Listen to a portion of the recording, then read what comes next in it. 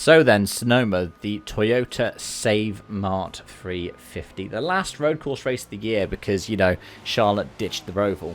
And finally, some good form for SVG. I mean, I know we could talk about Watkins Glen, but Cota didn't exactly go to plan, and San Diego most certainly did not go to plan this time around. But for SVG, he ends up with 63 points on the day, flips both stages, still gets stage points as well, but comes down over with 63 points. That's what he needed to do. 74 laps led, but behind him, well, it was a JGR day. Last week, Naval-based Coronado, and it was much more a 2311 day, but 2311 had one awful time. I don't know what happened with Riley Herbst. I didn't remember seeing him pretty much at all over the course of the day, and he ends up finishing 30th. Tyler Reddick finishes last. He lost 4 laps due to power steering issues, and as a result, the now once points leader, who led all the way up until Sunday's race, is no longer leading. He did get the fastest lap. He got the point for the fastest lap, but I think all 3 2311 cars are out of the in-season challenge as well.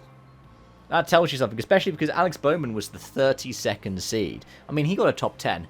It is quite misleading to think of Bowman as 32nd seed, granted because he missed races due to illness. But he is, and he advances. And I think it's the second year in a row now where the top seed for the in-season challenge gets eliminated in the first race. But yeah, it was much more a JGR day. Briscoe, second. Gibbs got the pole, finished third.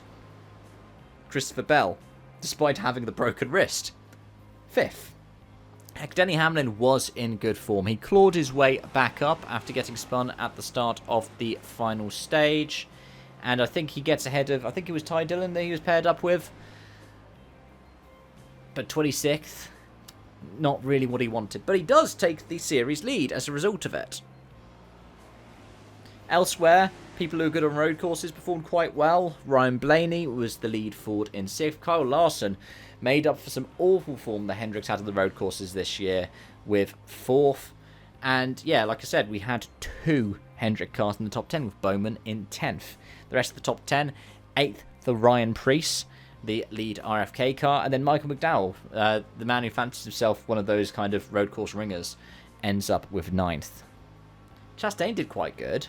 He got 14th. AJ Allmendinger in the 16 was 16th. He ran well for quite a bit of the day. No laps led, but he was running up at the front for a fair bit as well.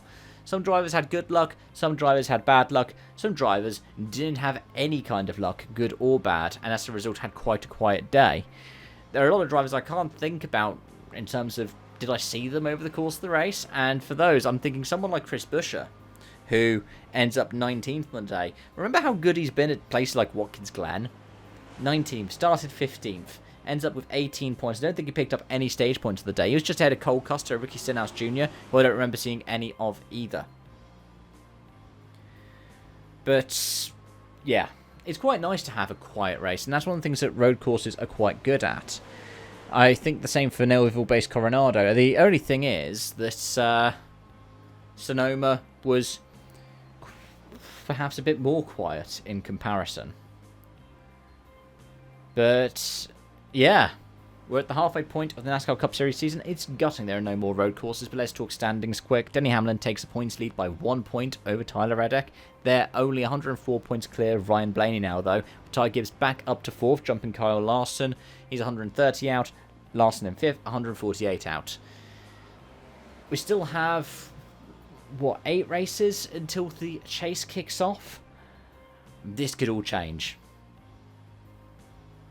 Whilst there is a massive gap back down to the cut line, there is 330 points is the gap between the leader and 17th place Eric Jones.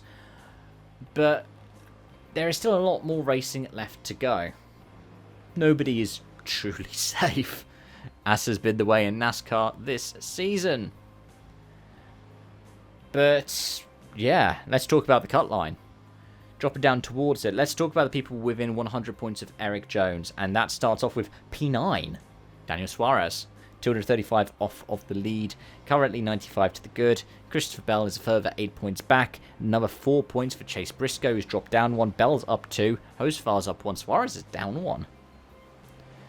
Byron moves up 1 as well. He is currently, 57 points to the good. 2 points clear of Bubba Wallace, who's down 2 spots. The biggest climber is SVG. He's back up to 14th as a result of the race. He is currently 46 points to the good, 36 points to the good, 36 points to the good. So he needs a good run over these next few races. And remember, no more road courses.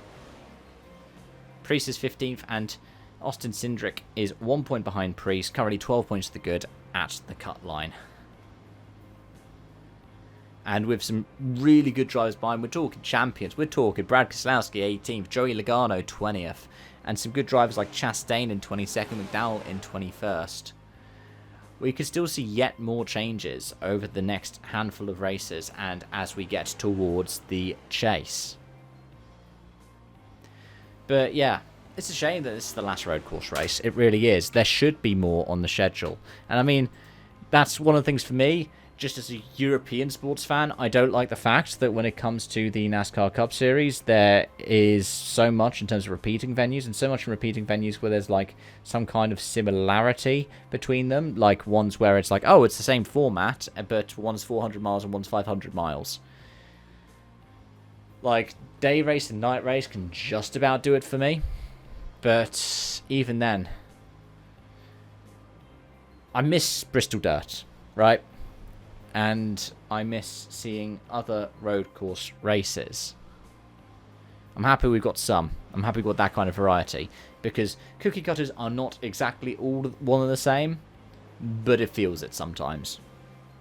But as always, folks, let me know your thoughts. Let me know your feelings in the comment section down below. Thank you so much for watching. Thank you so much for joining. Thank you for your continued support on this channel. And until next time, it's bye-bye for now.